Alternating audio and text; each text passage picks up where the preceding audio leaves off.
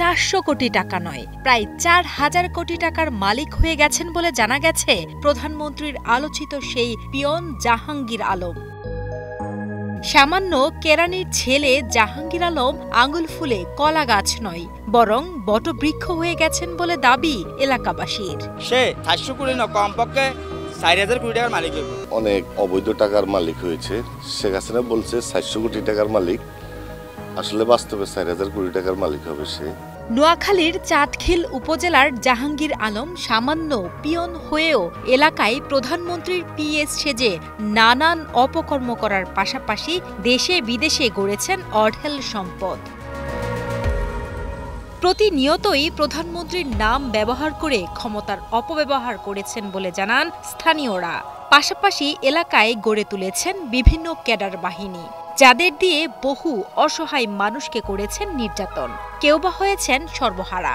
লক্ষ্মীপুরের ডাবল হত্যা মামলা আসামি জিয়াদি কাশেম বাহিনীর দিয়া আমার পায়ের মাঝে 6 রাউন্ড গুলি করাইছে। তিনি প্রধানমন্ত্রীর কার্যালয়ের নাম ভাঙিয়ে এই ছাটখিলে সন্ত্রাসের অভয়ারণ্য কায়েম করেছে। অনেক রাস্তার নেম প্লেট লাগাইছে, তারপরে বিভিন্ন প্রোগ্রামে তিনি প্রধান অতিথি হইতেন।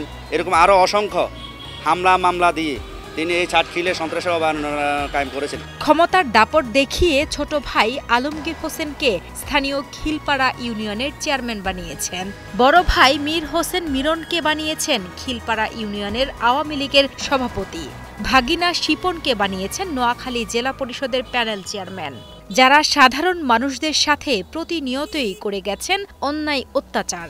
সে ক্ষমতা পাওয়ার লোভে সে এমন কোনো অকাজ করে নাই এই ছাটখিলের মধ্যে, যার জলযন্ত্র মানে আমি নিজে শুনছি আগে গাড়ি চালাইতেন। তারপরে শেখ হাসিনা আমাদের মাননীয় প্রধানমন্ত্রী নেত্রীর নাকি গাড়ি চালাইতেন, তারপরে ওইখান থেকে নাকি উনি প্রধানমন্ত্রী পিএস হয়ে গেছে। মাত্র 10 বছরেই 1000 কোটি টাকার মালিক বনে যাওয়া আলোচিত জাহাঙ্গীর ব্যক্তি জীবনে করেছেন 2 বিয়ে। প্রথম স্ত্রীর ঘরে রয়েছে 1 সন্তান।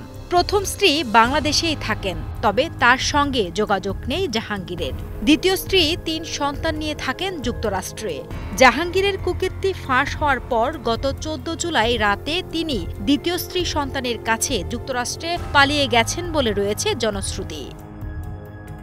এত বছর ধরে জাহাঙ্গীর সাধারণ মানুষদের সাথে অন্যায় করলেও কেউ মুখ খুলতে সাহস পাননি। তবে সবকিছু ফাঁস হয়ে যাওয়ার পর জাহাঙ্গীরের দৃষ্টান্তমূলক বিচারের দাবি করেছেন স্থানীয়রা। আমরা চাই এটা জাহাঙ্গীর আলমকে আইনের আওতায় আনা হোক।